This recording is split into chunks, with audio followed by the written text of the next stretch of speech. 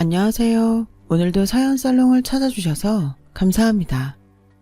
저는 50대 중반의 여성이에요. 전 좋은 부모님 덕에 고생 없이 자랐어요.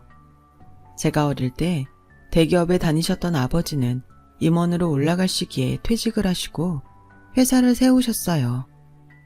처음 몇 년은 집에도 잘 들어오지 못할 정도로 바쁘게 일을 하셨죠. 엄마는 아빠가 사업에만 집중할 수 있게 그 외의 모든 일을 도맡아 하셨어요. 저를 뒷바라지하는 것 말고도 집안에서 있는 크고 작은 일들을 다 하다 보니 너무 힘이 드셨던 것 같아요.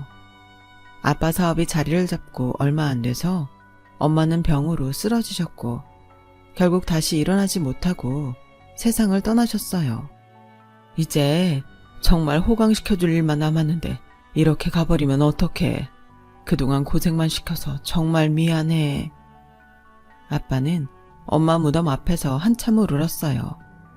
저도 한동안 엄마 잃은 슬픔에 잠겨 무기력하게 지냈지만 엄마가 생전에 하셨던 말씀을 떠올렸어요.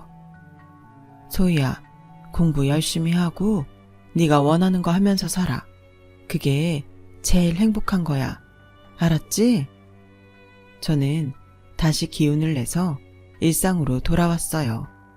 그게 제가 고등학교 때 일이었어요. 아빠는 엄마한테 못해준 것까지 저에게 해주시려고 하셨어요. 덕분에 저는 좋은 학원에 다니고 다른 애들보다 풍족하게 용돈을 받았죠. 필기구나 노트도 비싸고 시중에서 구하기 힘든 것만 사다 주셨어요. 그래서 종종 다른 애들의 질투를 살 때도 있었지만 그건 잠깐이었고 친구들과도 사이좋게 잘 지냈어요. 제가 사람을 가리지 않는 성격이다 보니 반 아이들도 저를 좋아해 준 것 같아요. 저는 반에서 형편이 어려운 아이들에게 다른 아이들이 티나지 않게 도시락을 싸다 주거나 선생님께 부탁을 드려서 공책이나 샤프 같은 걸 전달해 줬어요. 엄마가 힘든 환경에 있는 사람들을 돕던 게 생각나서 저도 엄마처럼 어려운 애들을 돕고 싶었어요. 선생님은 그런 제게 상장이라도 주겠다고 하셨지만 저는 그러지 않아도 된다고 계속 사양했어요. 그랬더니 담임선생님이 아빠한테 전화를 하셨더라고요. 선생님 얘기를 들은 아빠는 저를 불러서 소희 너는 대학 가서 뭘 전공하고 싶냐? 아직 그런 거 안 정했는데 뭘 하면 좋을지 잘 모르겠어요. 네가 엄마 닮아서 어려운 사람 돕는 거 좋아하는 건 알고 있었다. 근데 남을 도우려고 해도 네가 돈이 있어야 할 수 있는 거야. 나는 네 적성에 맞는 일 중에서 돈을 잘 벌 수 있는 공부를 했으면 좋겠구나. 그래야 네가 남 눈치 안 보고 원하는 걸 할 수 있어. 저는 아빠의 말씀에 며칠 동안 고민을 했고 경영학과를 가기로 했어요. 여러 분야에 취직을 할 수 있을 것 같았고 아빠처럼 제가 경영할 일이 생길 때 가장 좋을 것 같았거든요. 제가 아빠를 닮은 데가 있어서인지 경영 원리나 회계 같은 과목도 싫지 않았고 그 외에도 기업 문화 같은 걸 배울 수 있는 게 마음에 들었어요. 경영학과는 공부를 잘해야 갈 수 있다고 들어서 전든 공부를 하는 데에 더 집중하려고 노력을 많이 했어요. 학원도 열심히 다니고 학교에서 하는 보충 수업이나 자율학습도 한 번도 빼먹지 않고 정말 최선을 다했던 것 같아요. 저희 때는 대학 경쟁률이 치열했는데 다행히 한 번에 합격할 수 있었어요. 우리 소희는 해낼 줄 알았다. 정말 잘했어. 이제 대학에 가서 하고 싶은 것도 하고 공부도 해. 아빠가 너 하겠다는 건 다 밀어줄게. 고맙습니다, 아빠. 저 대학생 되면 아빠 도움 없이 공부해보고 싶어요. 장학금도 타고요. 저한테 해주고 싶어 하시는 거 아는데 저도 독립심을 키워야죠. 힘들고 도움이 필요하면 말할게요. 역시 우리 딸이야. 대견하고 장하다. 라며 제 등을 두드려 주셨어요. 저는 제가 한 말을 지키기 위해 대학에 들어가자마자 패스트푸드점에서 알바를 하며 공부했어요. 제가 정말 곱게 컸다고 느낀 건 다른 애들은 척척 해내는 조리를 저는 익숙하지 않아서 한참 헤매고 여러 번 실수하고 난 다음에야 조금씩 익힐 수 있다는 거였어요.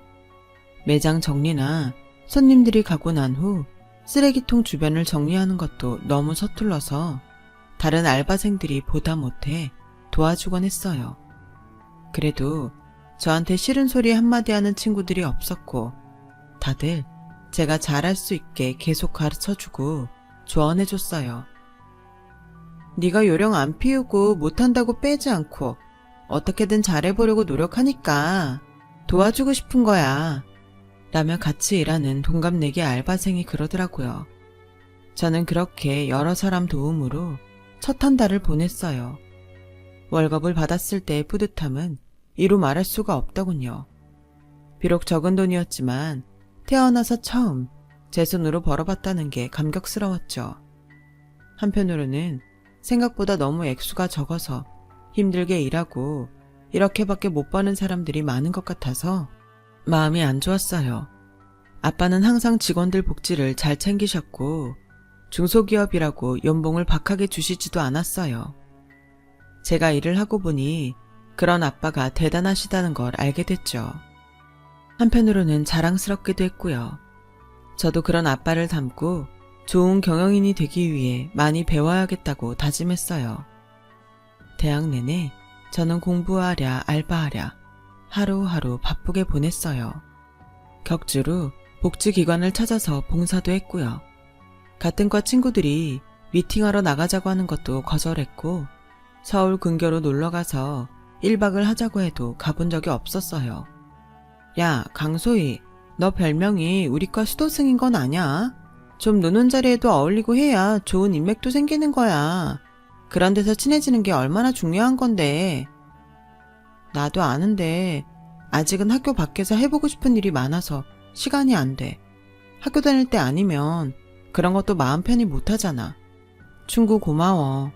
나도 다음번 모임에는 꼭 나갈게. 저를 챙기는 친구에게 약속을 했어요. 그 약속을 지키기 위해 얼마 후 모임회를 나갔어요.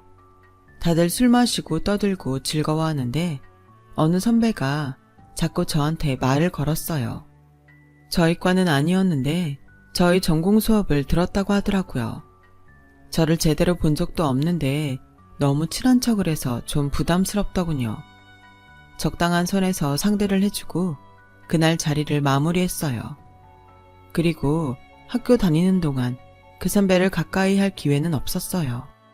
어쩌다가 마주치면 선배가 먼저 저한테 인사를 했고 저는 거기에 맞춰서 대답하는 정도로 지나갔죠. 제가 그 선배와 다시 만나게 된 건 대학을 졸업하고 회사에 다닐 때였어요. 처음 들어간 회사는 대기업의 인사과였어요.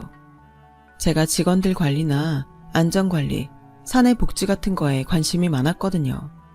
인사과는 제 적성에 정말 잘 맞았어요. 사내 복지 기획서나 신입사원 교육 프로그램 같은 걸 만들 때에는 정말 밤새 일해도 피곤한 줄을 몰랐죠. 사회생활을 하면서도 저는 복지기관을 잊지 않고 찾아갔어요. 회사 일이 바빠서 전처럼 자주 가지는 못했지만 한 달에 한 번은 꼭 가서 배식이라도 하려고 노력했어요. 거기에서 그 선배를 다시 만났어요. 너 땡땡대학 경영과 나온 강소희 맞지? 나 기억 안 나? 같이 수업도 들었는데. 네, 기억나요. 이런 데서 학교 선배님을 만나니 반갑네요. 원래 여기 봉사 다니셨어요? 오래된 건 아니지만 몇 달 됐지. 너는 계속 다녔어? 네, 저랑 선배님이랑 다른 나라 와서 못 만났나 봐요. 그랬나 보다. 다음부턴 시간 맞춰서 같이 오면 좋겠다. 내가 봉사 시작한 지 얼마 안 돼서 여기만 오면 어색하고 쑥스러워서 자꾸 움츠러드는 것 같아. 그렇게 말하길래 그 다음부터 둘이 스케줄을 맞춰서 같이 오기로 했어요. 한 달에 한두 번이지만 그렇게 정기적으로 만나다 보니 자연스럽게 다른 날에도 보는 사이가 됐어요.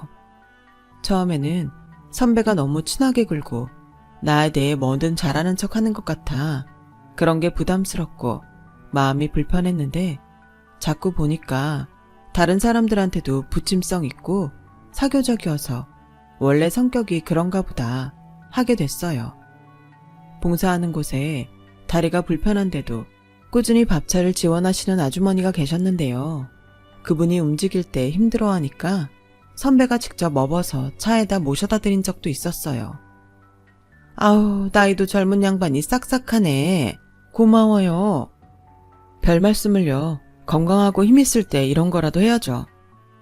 그런 모습을 보며 저도 선배한테 마음을 열게 됐어요. 저와 선배는 가까워지면서 더 자주 만났고 얼마 안 가서 사귀는 사이가 됐어요. 그래도 아빠한테 바로 말씀드리지는 않았어요. 사람 일이 어떻게 될지 모르는데 어느 정도 마음이 정해지고 나서 소개를 해도 늦지 않겠다 싶었거든요. 아빠도 제가 좀 더 회사에서 일을 하기 바라시기도 했고요. 그렇게 사귀고 6개월쯤 지나자 선배는 각자 집에 인사를 하자고 자꾸 재촉을 하기 시작하더군요. 우리 만난 지 6개월밖에 안 됐잖아. 좀 더 시간이 필요하지 않아? 나는 회사 다닌 지 이제 겨우 1년인데 일에 더 집중할 시간 같아. 양쪽 집에 인사하면 아무래도 마음이 흐트러질 거야. 누가 회사 다니지 말래? 일해. 너 일을 잘하는데 내가 설마 그런 거 하지 말라고 하겠어? 그냥 우리가 이렇게 사귀는 사이라고 알리는 건 해도 되잖아. 그러다가 우리 헤어지기라도 하면 어른들 보기에 좀 그렇잖아. 난 우리가 더 확신이 생기면 인사하는 게 좋을 것 같아. 넌 나하고 헤어질 생각하면서 만나는 거야? 이거 좀 충격이다. 난 그런 거 꿈에도 상상해 본 적 없는데 어떻게 그런 말을 쉽게 하냐? 그게 아니라 사람 일이 어떻게 될지 모른다는 거지. 우리가 아무리 좋아 죽는다고 해도 한순간에 틀어지기도 하는 게 사람 사이잖아. 대학 때도 친구들 보면 그런 일 많아서 그러는 거야. 그래, 네가 나한테 확신이 없다는 건 잘 알겠다. 내가 그런 말 들을 줄 몰랐는데 정말 너무하네. 라며 화를 내고 가버렸어요. 제가 몇 번이고 전화를 해서 다시 설명을 하려고 했지만 선배는 제 전화를 받지 않았어요. 그렇게 한 2주 정도 연락이 되지 않았고 만날 수가 없었어요. 저는 선배가 좋긴 했지만 아직은 부담을 갖고 싶지는 않았어요. 또 안 만나다 보니 그냥 적응이 돼서 섭섭하거나 보고 싶은 마음도 크지 않더라고요. 제가 아는 다른 일하고 바꿀 만큼 좋아하는 건 아니라는 생각이 들었죠. 그때 선배가 다시 저한테 연락을 했어요. 미안해 소희야. 내가 너무 내 마음만 중요하게 생각해서 막 밀어붙인 것 같아. 너는 부담스러울 수도 있는데. 그럴 수도 있지 뭐. 근데 목소리가 왜 그렇게 안 좋아? 아 그래? 사실 내가 이런 말 안 하려고 했는데 나 그동안 입원했었어. 너하고 안 볼 수도 있다고 생각하니까 너무 힘들더라고. 일도 하나도 손에 안 잡히고 밥도 안 먹혔어. 물도 안 넘어가고 밤에는 잠도 안 오니까 몸이 버티질 못했나 봐. 내가 이래봬도 체력 하나는 정말 자신 있었는데 못 먹고 못 자는 데는 장사가 없네. 저는 그 말에 너무 놀라서 할 말을 잃었어요. 제가 뭐라고 그렇게까지 하나 싶어서 미안하기도 했고요. 저는 선배 몸보신하라고 보양식이며 과일에 영양제까지 챙겼고 매일 연락을 하며 몸은 괜찮은지 살폈어요. 네가 이러니까 내가 몸둘 바를 모르겠다. 그저 내 마음이 너랑 좀 달랐던 건데 내가 이런 걸 받아도 되나? 선배는 이전보다 더 저를 배려하고 신경 써줬어요. 저는 한 번도 제대로 연애를 해본 적도 없고 또래 남자한테 이런 걸 받아본 적이 없어서 점점 선배한테 감동하게 됐어요. 다시 선배를 만나면서 저는 마음을 굳히게 됐고 2달 정도 지난 후 양쪽 집안에 우리가 사귄다는 걸 알리기로 했어요. 선배 부모는 저를 굉장히 편하게 해주셨고 너무 친절했어요. 특히 선배 어머니는 제 엄마가 일찍 돌아가셨다는 걸 알고 내가 우식이 낳고 딸 낳으려고 했다가 안 됐는데 딸이 어디서 하나 뚝 떨어진 것 같아서 너무 좋네 라며 좋아하셨어요.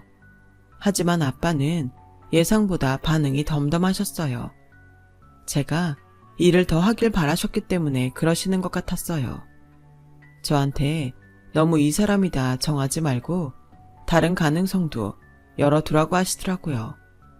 그런데 제가 오빠하고 결혼하고 싶다고 하자 아빠는 심각해지셨어요. 며칠을 말씀을 안 하시더니 결국 저를 따로 부르시더군요. 너 진짜 그 남자가 좋냐? 네 솔직한 마음이 어때?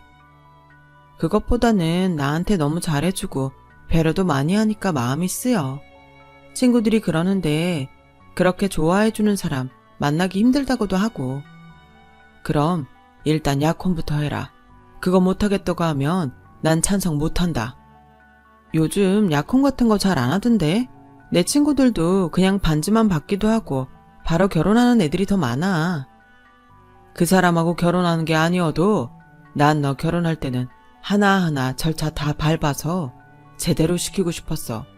고등학교 때부터 엄마 없이 나 혼자 키운 딸인데 그것도 이해 못 해주면 난 그런 집에 너 보내고 싶지 않다. 라며 완강하게 나오셨어요.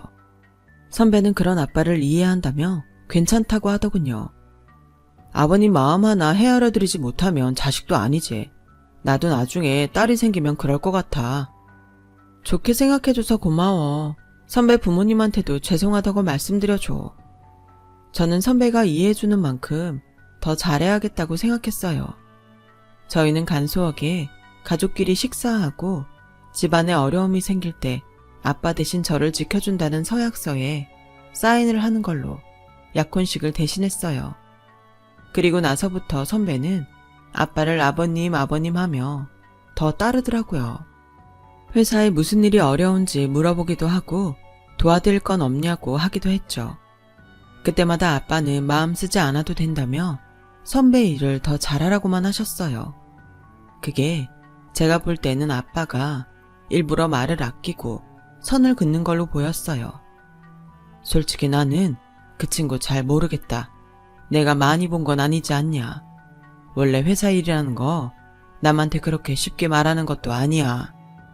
그건 아는데 아빠가 너무 선배한테 마음을 안 주려고 하는 것 같아서 그래. 나하고 결혼할 사람이잖아. 아직은 약혼만 한 거잖냐. 그러는 너도 오빠라던가 이름 안 부르고 계속 선배라고 하잖아. 너도 생각만큼 친한 건 아닌 것 같다. 그러고 보니 저도 제가 이상했어요. 그래도 만난 지 꽤 됐는데 편하게 부르지 못하고 계속 선배라고 했던 거죠. 저는 제가 숫기가 없어서 그런 거라고 대수롭지 않게 생각했어요. 하지만 제 마음 깊은 곳에서는 그 선배에 대한 의심이 있었던 것 같아요. 약혼을 하고 한 달 정도 지났을 때였어요. 선배는 자꾸 아빠 회사에 들어가고 싶다는 얘기를 했어요. 지금 다니는 회사가 더 크지 않아? 아버지 회사가 탄탄하고 중소기업이긴 하지만 선배가 지금 있는 회사보다 더 이득될 건 없을 텐데? 아버님 편될 사람이 회사에 한 명이라도 더 있는 게 좋잖아. 나는 아버님의 든든한 백이 되고 싶어. 우리 아빠 일 그렇게 하는 사람 아니야. 완벽하게 공정하지는 못하겠지만 직원들도 능력에 따라 뽑으시고 차별하지도 않으셔. 네 식구 내 식구 이런 것도 없으시고.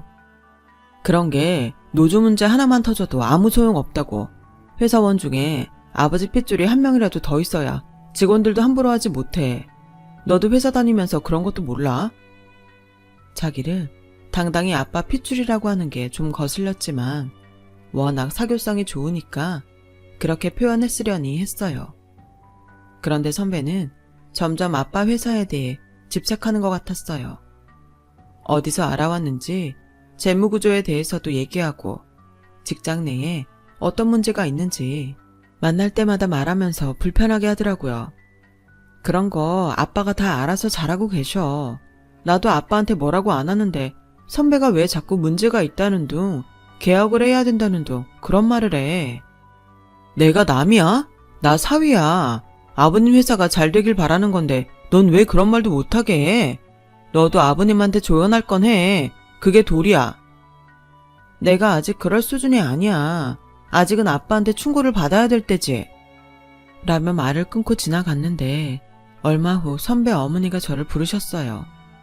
우리 우식이가 워낙 총명하고 마음 씀씀이도 큰 애야. 그러니 사돈께서 아들이다 하는 마음으로 옆에 끼고 있어도 될 텐데 왜 그렇게 낯을 가리시는지 모르겠다. 난 너를 이렇게 친딸처럼 대하는데 섭섭하구나. 아빠가 원래 사업에 집안 식구들 끌어들이지 않는 성격이세요. 저도 정말 제 일에 노련해지면 그때 부르신다고 하셨고요. 그래야 직원들도 납득하니까요. 그렇게 깐깐하게 구는 양반 옆에 사람이 붙어 있겠니? 너나 네 아버지나 융통성 없이 꽉 막힌 데가 있구나. 저는 선배에 이어 선배 어머니까지 저희 아빠 사업에 대해 말하는 게 불쾌했고 좀 이상한 생각이 들기 시작했어요. 그러다가 과 동기를 만났는데 그중 한 친구가 그 김우식이라고 우리 과 수업 듣던 사람 너랑 결혼한다며? 니네 아버지 회사 자기 거 됐다고 그렇게 자랑하고 다닌다더라. 너희 아버지도 대단하시다.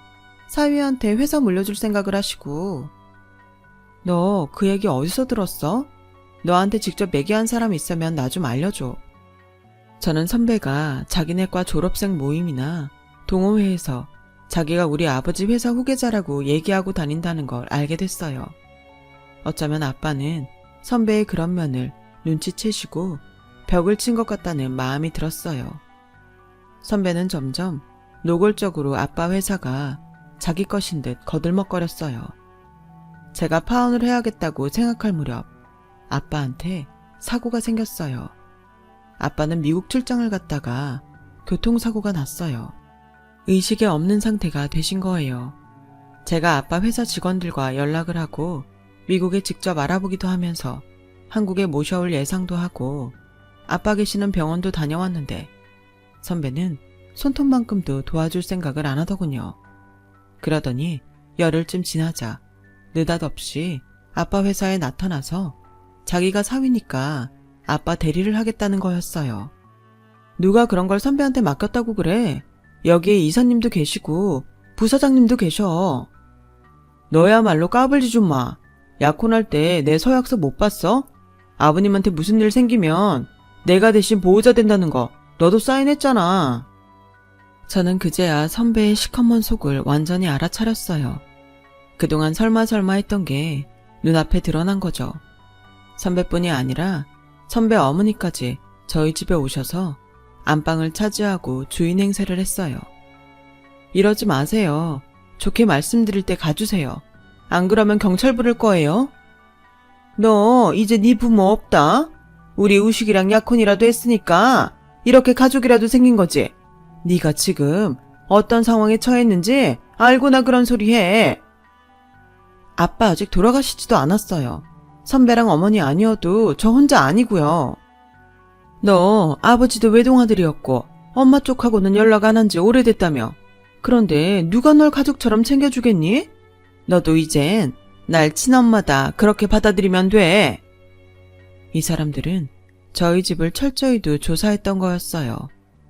저는 그제야 선배가 복지기관에서 절 만난 게 우연이 아닐 거라는 의심을 하게 됐고 그 점도 이리저리 알아봤죠.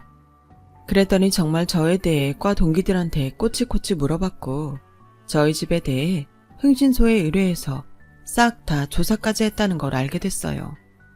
정말 어이가 없고 너무 기가 막혀서 악소리도 안 나오더라고요. 아버지가 그대로 3주가 지나자 선배는 아빠 자리에서 회사 회의를 진행하려고 들었어요. 이리 나와. 여기 당신이 이러고 있을 자리 아니야. 경비 불러서 쫓아내야 알아듣겠어? 야, 넌 어디서 하늘 같은 남편한테 그딴 말을 해. 누가 남편이야. 우리 결혼 안 했고 나 약혼도 파혼할 거야. 누구 맘대로 서약서 쓴 거 잊었어. 우린 아버님 돌아가시고서 결혼한 거나 마찬가지인 거야. 그렇게 며칠이 지났을 무렵 병원에서 연락이 왔어요. 아빠가 의식을 차리셨다는 소식이었죠. 며칠 뒤 한국에서 만난 아빠를 잡고 통곡을 했어요. 저는 정말 이제 어떻게 살아야 하나 싶었거든요.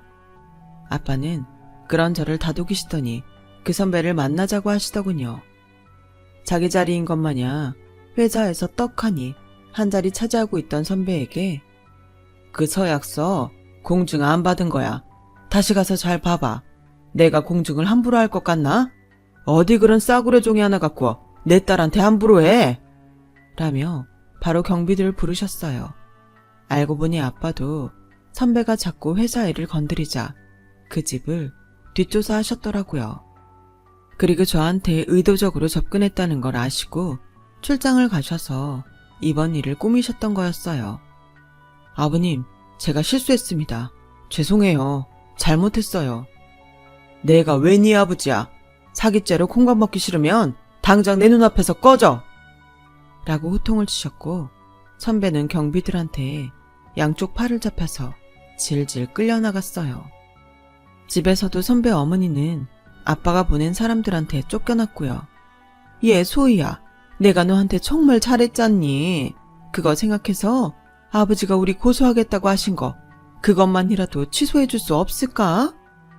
저한테 밤낮으로 전화해서 싹싹 빌었지만 아빠는 저런 사람들은 그냥 봐주면 또 다른 사람한테 그런다며 혼이 좀 나야 된다고 고소를 하셨어요. 사기죄가 완전히 입증되기는 어려워 실형이 나오진 않더라도 그렇게 혼줄이 나봐야 정신을 차린다고 하셨죠. 정말 두 사람은 겨우 실형을 면했어요. 하지만 대학 동문회에 소문이 다 나서 다시는 나오지 못했고 얼마 후에 가족이 전부 동남아로 이민을 갔다고 하더라고요. 저는 그 일이 있고 몇 년 더 회사에서 일을 하다가 아빠 회사로 옮겼어요. 그 무렵 아빠 후배분의 소개로 좋은 사람을 만나서 결혼을 하게 됐죠. 그렇게 남편과 저는 지금까지 아들, 딸을 두고 행복하게 잘 살고 있고요. 선배 일은 제 인생의 큰 교훈으로 여기며 사람을 만날 때마다 정말 조심하고 있어요. 제 얘기는 여기까지예요. 긴 얘기 들어주신 분들 오늘 하루도 잘 지내시고요. 행복하시고 좋은 일만 있으시길 바랄게요. 감사합니다. 여러분, 사연 댓글에 응원과 현명한 조언 부탁드려요. 좋아요와 구독은 저에게 큰 힘이 됩니다. 오늘도 좋은 일 가득하세요.